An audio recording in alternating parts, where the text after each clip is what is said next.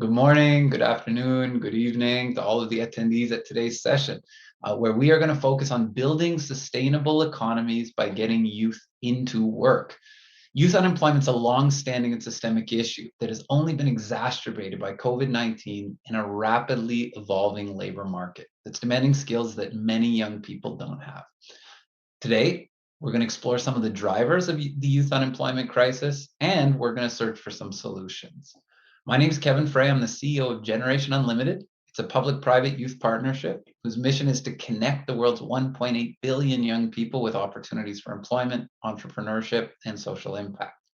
We have an exceptional panel here today representing government, private sector, multilateral organizations, and youth. I'd like to introduce them.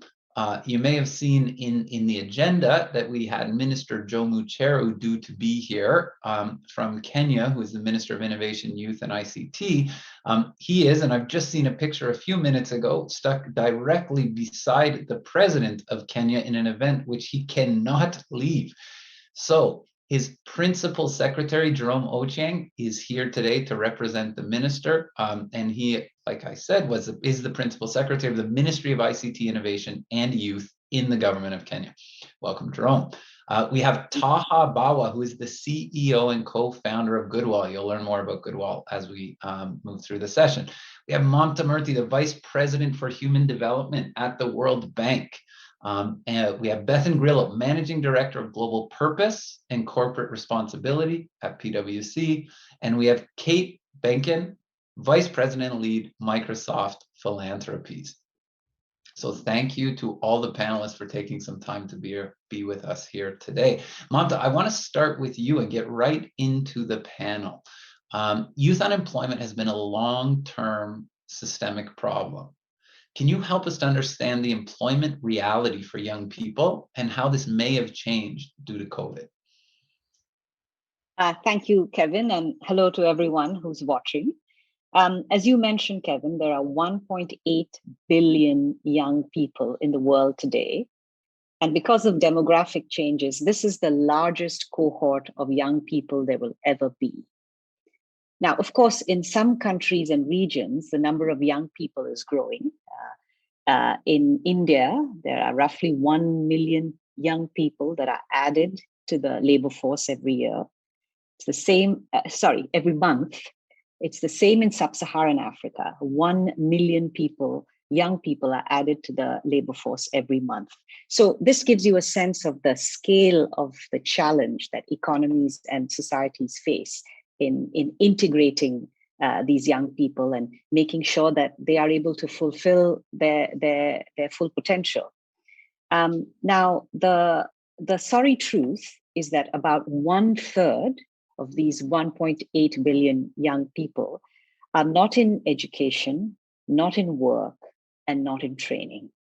And to me, that represents an enormous potentially wasted potential for society as a whole. And that's the problem that needs to be addressed. Now, I should also say that even though young people may be in work, it's not always the case that this is fulfilling, this is building skills, this is getting them a good start in life.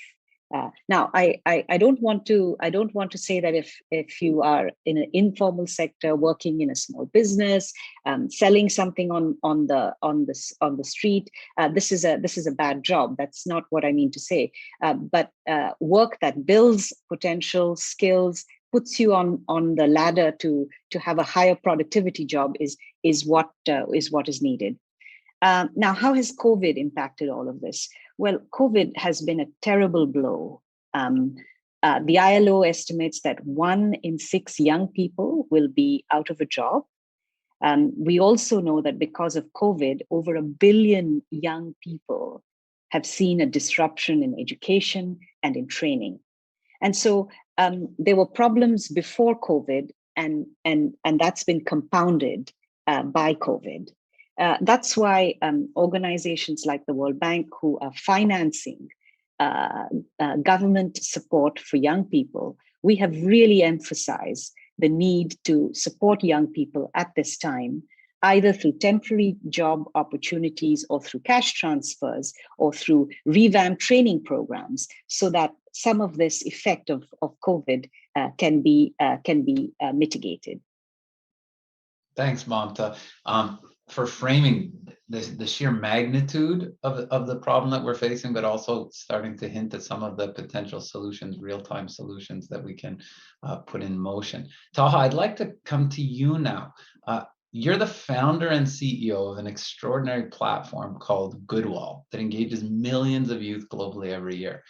Goodwall has been described as a social career platform that connects companies with a new generation of talent. I can't think of anyone who has a better pulse, a real-time pulse on how youth are feeling about the future. Can you give us a peek inside the psyche of today's youth, and specifically as it relates to employment and entrepreneurship? Well, thank you so much, Kevin, and everyone for having me here today. It's of course hard to generalize, and there are differences between youth here in Switzerland or in rural Kenya, where I spent the last 3 months. But an interesting trait that I think is worth discussing is that of purpose and meaning. It was brought up just before, and the need for that. Entrepreneurship, we know, can drive a lot of fulfillment. It can drive a lot of meaning compared to a traditional career at times. However, and within the current context of youth underemployment that was mentioned, this is maybe more than just a nice to have, whether that be a tech startup that raises millions of dollars or a side hustle on the side and just selling something to keep going.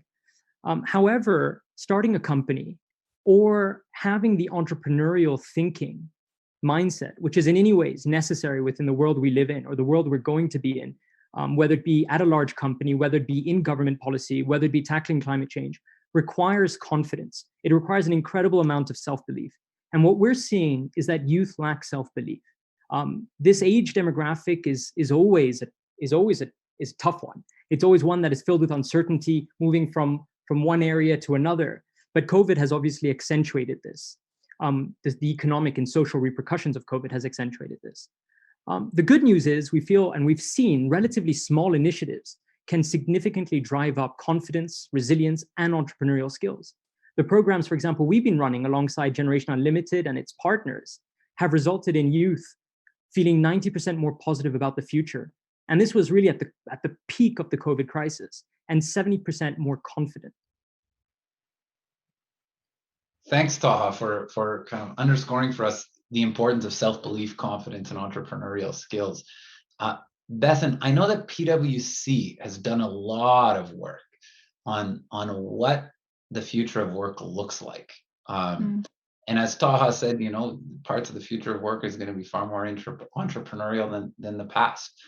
As young people contemplate a rapidly changing world of work, in a future that's been often described and increasingly described as volatile, uncertain, complex, and ambiguous, what can they expect in the years to come? And how can they best prepare themselves for this new world of work? Yeah, so thank you so much, Kevin, and hello to everybody that's watching.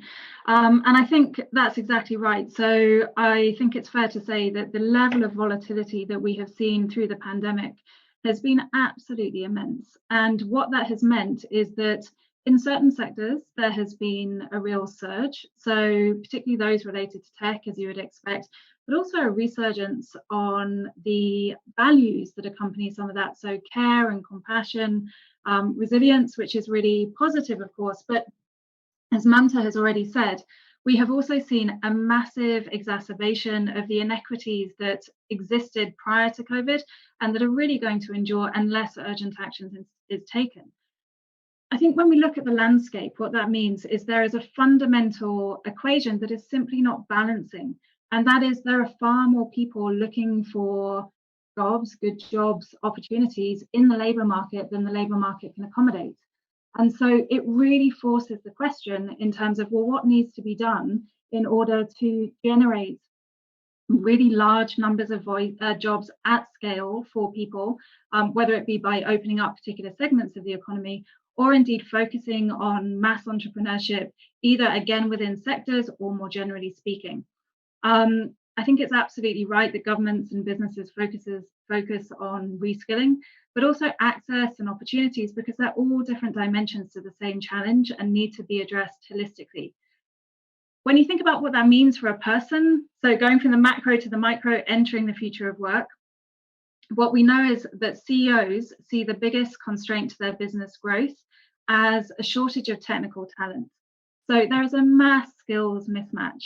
So the acquisition of those technical skills is, of course, really critical. What I would add, and picking up on Taha's point, is that all those skills that make you you, so creativity, empathy, compassion, whatever they may be, that shore up your identity and make your contribution unique in any given situation, are equally important. So adaptability, I think, is unquestionably key to really being successful in the future of work. A focus on problem solving, because no matter the path you take, that's going to be a really necessary skill, and one that will, again, persist regardless of what happens with technology. Also, making sure that you take every opportunity to learn. Again, no matter what stage of life that you're at, it inevitably proves invaluable at some point that you will have learned a particular thing along the way. But I think one of my colleagues perhaps says it best, in that we need tech-savvy humanists. So those people that can really navigate the technical, the digital world, and all of that, everything that entails, whilst at the same time keeping a really laser-like focus on the best interests of people, their communities, and society at large in their decision making. And I think that's what's really the essence of recoupling. Great, thanks, Bethan. And maybe a perfect segue to head over to Kate, and we've also had a question come in the chat window as well that I think frames up this issue about what kind of education and skills do we envision if what CEOs are talking about is a talent shortage, a skill shortage. I know Microsoft and LinkedIn have had a lot to say recently around the importance of skills specifically, but not only skills, but the certification of those skills for the future of work. Kate, from where you sit at Microsoft, can you tell us why you see skills and certifications as so important for the future? Yeah, thanks, Kevin. And perhaps firstly, just to reiterate some of what my fellow panelists have talked about and the impact of COVID. I remember, I think we were maybe 2 months into COVID, and people were saying we'd seen 2 years of digital transformation in 2 months. And it was really true. And COVID had upended almost every aspect of people's lives in very different ways. And the digital transformation has really been driven by demand from businesses needing to operate remotely, from governments who need to provide services remotely. And the rapid acceleration, it presents both challenges and opportunities. And so it's so critical that everybody has access to connectivity and also digital skills needed to be able to participate in the digital economy. And almost every job or requires some level of digital fluency and digital skills, even if it's not a tech job. And we're likely to still be in this hybrid environment for some time. And so employers are going to be looking for people who've got digital skills for remote work and new jobs. And the digital divide is obviously not new, but as everybody has said already, COVID has really just exacerbated this issue. So one of our primary goals is around digital equity, and specifically providing digital, foundational, role-based technical skills for people excluded from the digital economy to help them gain in-demand jobs and livelihoods.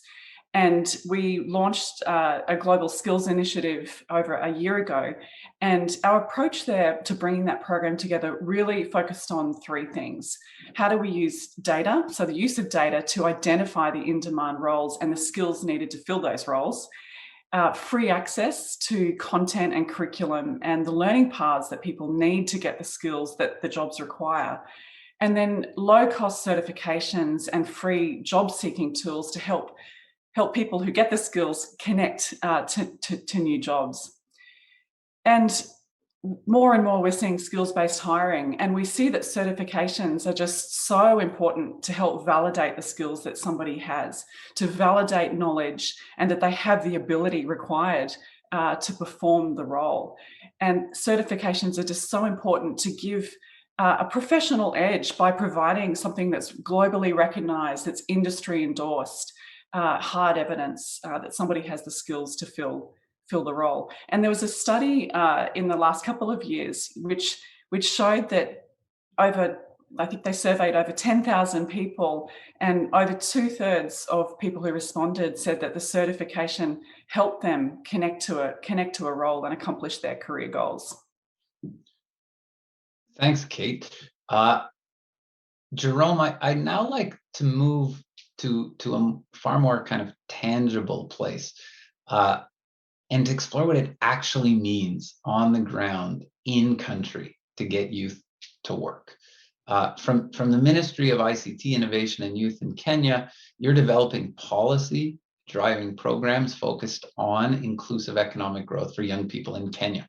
Can you give us some examples of initiatives that you've been involved with, that the ministry has been involved with, that are ensuring that youth are getting the skills demanded by the labor market and that they're being matched with opportunities for dignified employment?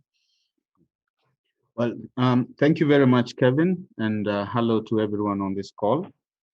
In Kenya, we firmly understand that our youth are our nation's greatest resource.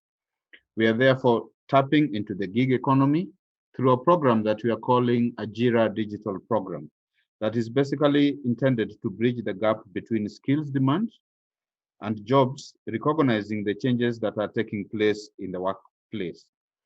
Ajira is a step forward in addressing the huge skill gaps and inadequate digital infrastructure to enable the youth become self-reliant as they make a living. Today, we have more than 11,000 young people who have so far benefited from the program since July 2019. The Ajira program that we are talking about, in collaboration with the Kenya Private Sector Alliance Partnership, has over the period trained 69 young people who are currently transcribing for the judiciary. Overall, the Ajira program awareness and its relevance has subsequently increased to 21% of the adult population in Kenya. Other than that, the Ministry of Labor has, on the other hand, trained 3,677 young people and women in textile and apparels. This has enhanced the skills of more than 2,700 workers in housing construction, and also assessed and certified competency of more than 13,000 young people in masonry, carpentry, and plumbing under the construction trade for compliance with the National Construction Authority. The Ministry of Industrialization also, together with the Trade and Enterprise Development, has trained 2,850 young people on industrial skills. With respect to policy, Kenya has undertaken the following initiatives. One, we have the Kenya Youth Development Policy 2019 that is aligned to our constitution, and this is a big milestone in engaging the young people for national development with 3 key priorities, which are investing in education, training, and skill development. The government of Kenya has also the public service internship program that has absorbed more than 3,500 interns in government for 1 year to give them skills and on-job training. We have the Technical and Vocational Institutions program that gives youth scholarships in national polytechnics to skill and retool the youth to appreciate the national development and sustainable livelihoods. Overall, the government is now rolling out new competency-based curriculum system of education that is now more focused on skill development at an early age as opposed to the theoretical education approach. Thanks, Jerome, and congratulations on those many initiatives and the great success to date. There's certainly a theme here around skills and the prioritization of skills within learning systems. But I think it's clear to most, if not all, folks who've looked at this problem that neither the public nor the private sector can solve the youth unemployment crisis alone. We've heard about this skills mismatch. And now I have a question for both Kate and Mamta. Mamta, I'll come to you first and then Kate. Can we create more dynamic and real-time feedback loops between labor markets and education, training, and skilling systems to improve young people's prospects for employment? Thank you, Kevin. The short answer is yes, we can create more dynamic loops, and indeed we have to. Because the success of a skills training program it really comes from whether the person gets employed or uses their skills in entrepreneurship. Otherwise, the training program hasn't served its purpose.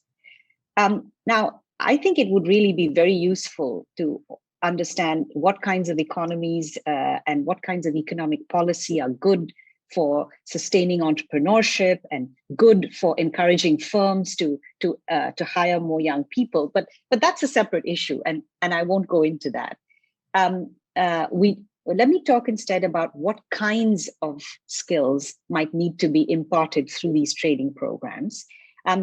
We heard from Bethan that it's a combination of technical skills that are being sought, and Kate made this point as well when it comes to digital skills, but it's also those other skills which we sometimes call soft skills, but I actually think are pretty tough to acquire. And that has to do with problem solving, creativity, teamwork, and so on. So it's this combination of skills that are needed. Now, can the public sector provide those skills? My view is that public sector training programs often are not in a position to take changes into demand into account in an agile way. And they can sometimes focus on sort of traditional technical skills. That's why I think that the role of the public sector needs to evolve and be more on the planning, the monitoring, maybe the financing side. And it's really the private sector that can be incentivized to provide the training and also help young people either get into entrepreneurship or to get jobs. And so I think a little bit of a shift in the role of the public sector from being the provider of training to being the one that finances the training and the one that helps private sector providers provide that training is called for. And at the World Bank, we have a few programs that are trying to support that shift. So we have something called the Adolescent Girls Initiative. And this is something that is many countries, many developing countries all over the world participate in this. And this is really incentivizing private sector providers to train adolescent girls in the kinds of skills that are being sought for, whether it's in agriculture, whether it's it's in nursing, whether it's in retail, whether it's in tourism. And then these young people, because they're trained in the skills that employers are looking for, they find employment. We have a similar program in Kenya, the Kenya Youth Opportunities Program. And this provides a combination of technical and soft skills training that enables young people to either start their own businesses or get employment. So a shift in the way the public sector is approaching training and the provision of the right kinds of skills, this combination of technical and other skills, is what is called for. Great, thanks, Mamta. And really aligns with another question that's come through in the chat, which is, I think, anticipating this new world where the private sector is more active in the skilling certification space. And the question really is, and then I'm going to pass it over to you, Kate, inquiring about whether companies are going to start to accept certifications that come from outside the traditional education sphere, and they've even mentioned platforms like Coursera, for example. So with that, Kate, maybe I'll go over to you. Same question: how do we create that better real-time feedback between labor markets and education systems? I think just to answer that question, more and more we are seeing an approach to skills-based hiring, and certainly I hope it's a trend that only continues. I think these issues that we're talking about here and an inclusive economic recovery are just issues that are too massive for any one company and one government or one industry to tackle alone. So it is essential that we all come together. We think that one way to get large numbers of young people into work at scale, and also to help with the feedback loop that you talked about, is by forming public-private non-profit partnerships. And so we've started embarking on partnerships around the world and starting to see some promising results.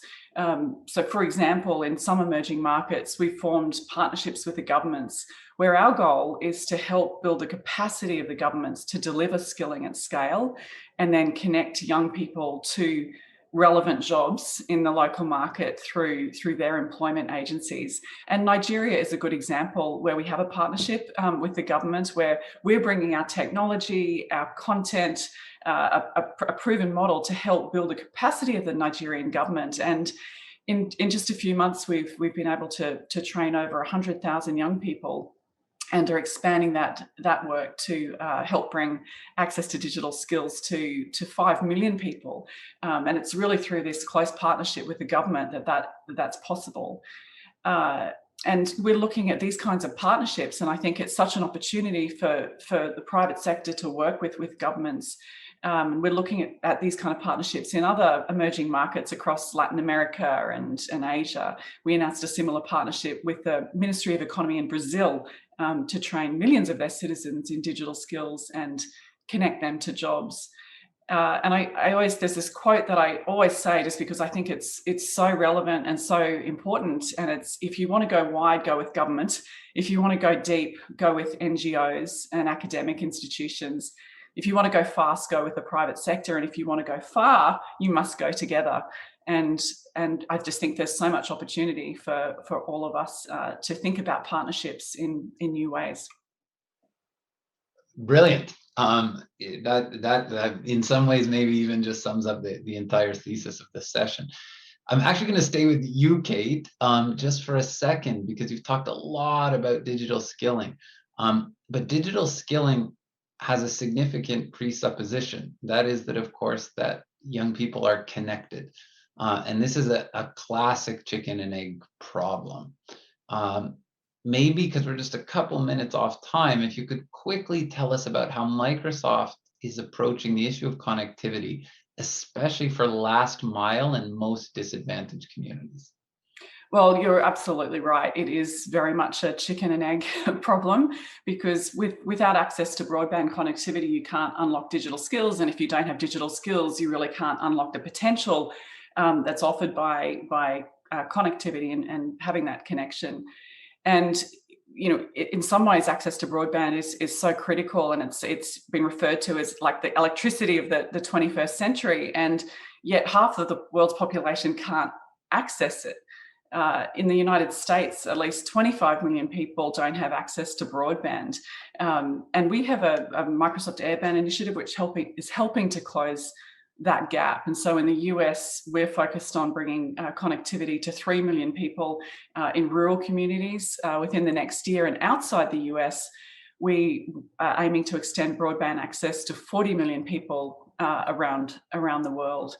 So it's not just about providing connectivity, it's also how do you help people get the digital skills to leverage that connectivity, whether it's for education or work or telehealth, because without a proper broadband connection, people can't run a business online, they can't access telemedicine, they can't take an online class or participate in remote education. So there really needs to be a focus on both skills training and connectivity if we want to help bridge the digital divide.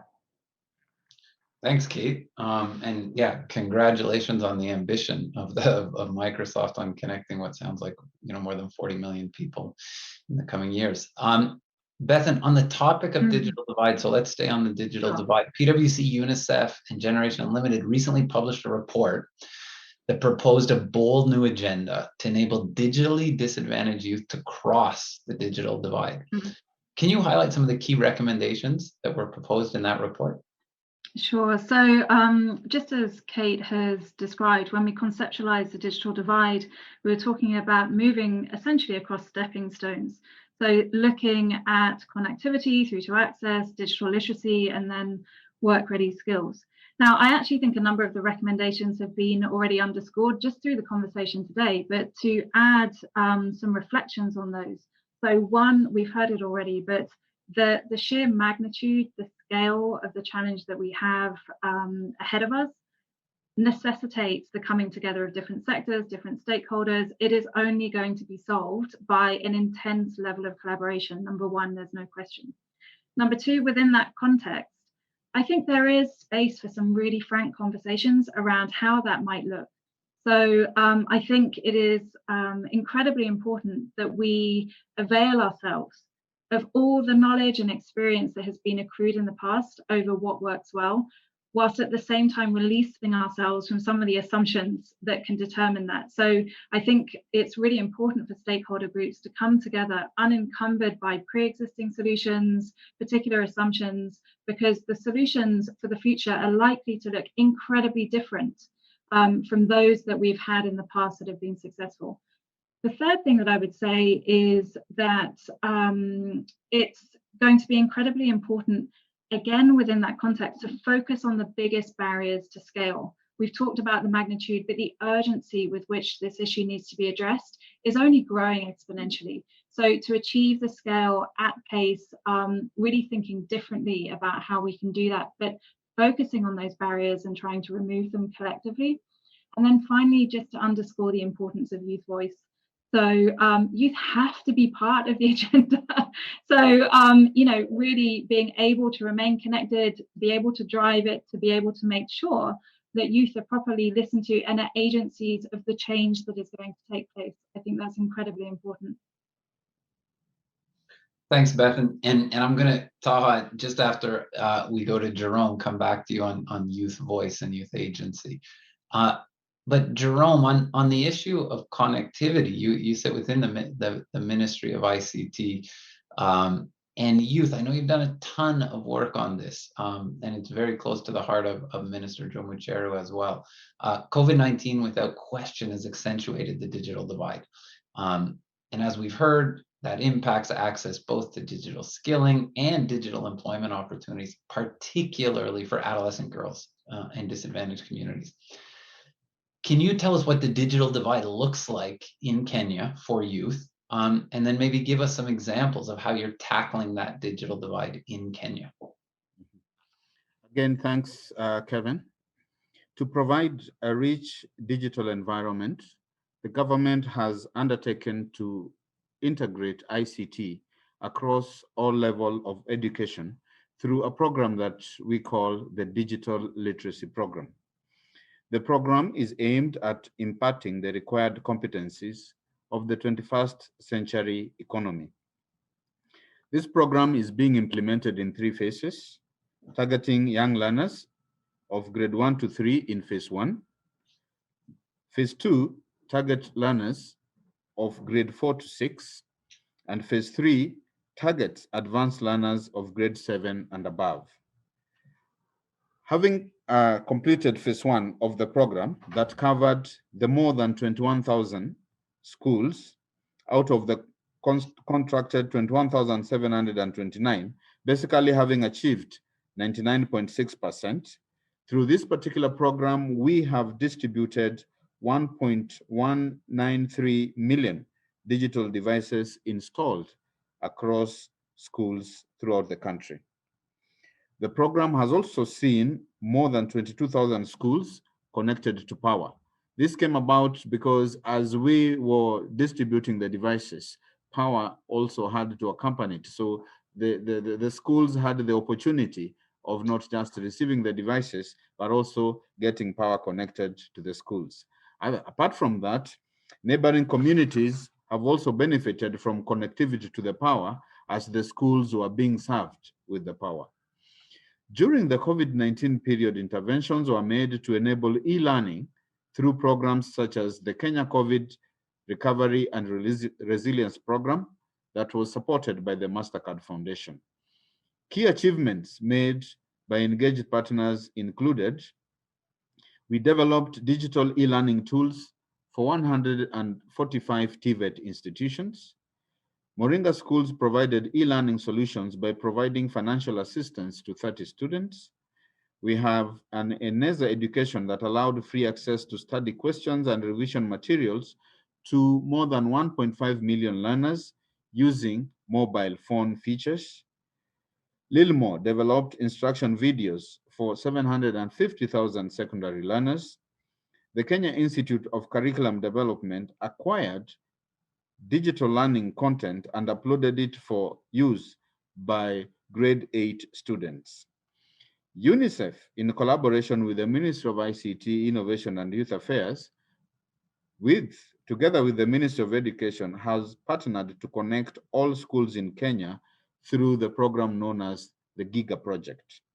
Kenya is in the pilot stage, and we have identified 1,160 schools to be connected, that were to be connected before December 2020.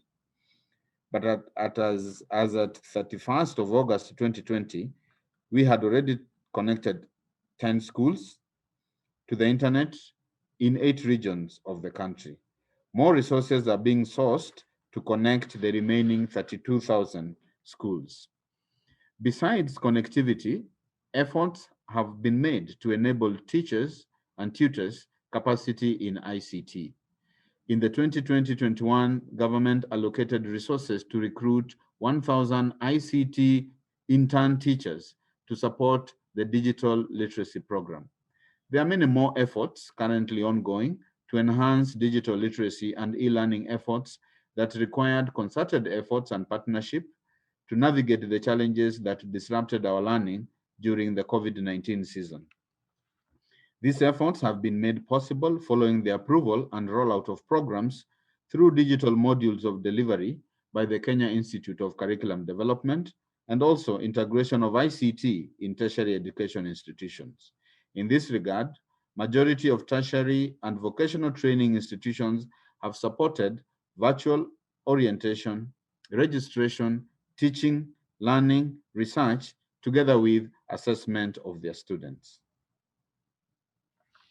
Thank you, Jerome, for that very detailed account of the many, many things that the ministry is doing to work on both connectivity, digital skills, and learning.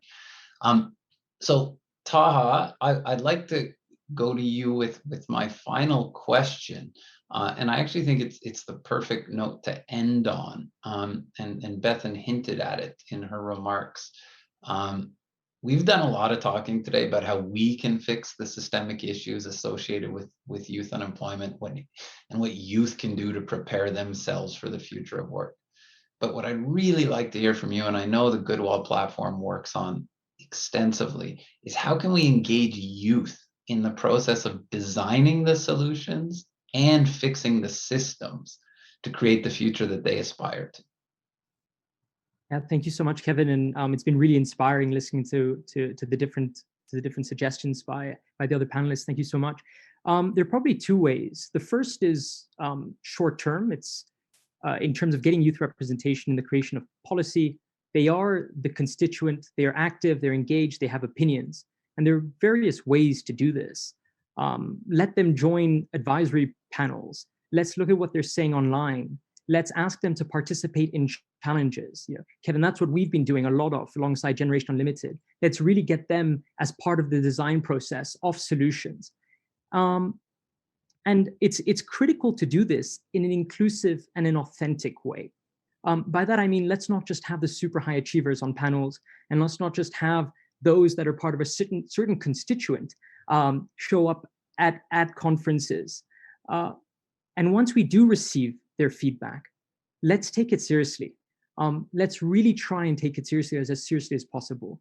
And that's what I'd say in terms of the short term. In the slightly longer term, but only slightly, some of the solutions to systemic youth unemployment will come from the youth themselves, either as future representatives or as entrepreneurs or as policymakers. For example, in both cases, whether it's in the short run or in the long run, in the short run, having them as their voice be heard on panels at conferences, or in the long run, as future entrepreneurs and government policymakers, we must support and empower them. We must give them confidence. We must help build their soft skills, as Beth said, and as everyone said on the panel. Let's help them develop that adaptability. And the only reason why I'm here in front of you today is because of the opportunities that I had while I was growing up and the confidence that I had while I was growing up. And at Goodwall and with our programs with Gen U and others that we've been running, we really try and see how can we drive up that confidence? How can we drive up those soft skills? How can we drive up that adaptability? And even show them that it's possible to participate in the creation of solutions, because they're engaged, but having them, that engagement quickly transfers into cynicism if it is not nurtured and if it's not taken really. So I'm quite passionate about this, and I can talk about this for a long time, but I'm going to stop there. Yeah, thanks for asking. Thank you, Taha, for I think the perfect kind of final note that youth need to be at the table in both an authentic way, and then we need to take their advice and work with them as we deliver solutions for the future. So what I'd like to do now is just thank all of the panelists for a really engaging session. To our listeners, I hope you feel a little bit closer to some of the critical issues surrounding youth unemployment. While the sheer magnitude of the challenges are daunting, no doubt, I hope you're leaving with some optimism that there's a way forward with youth with us in the driving seat, where we can transform systems like we heard about the initiatives in Kenya, harness the power of technology, and empower youth with the skills they need to secure and connect them with opportunities for dignified employment. So thank you everyone for being here today. And I'm sure panelists would be happy to follow up with any of the listeners afterwards. And I'm sure we can be connected via the Global Solutions group. So thank you, everybody. Thank you too.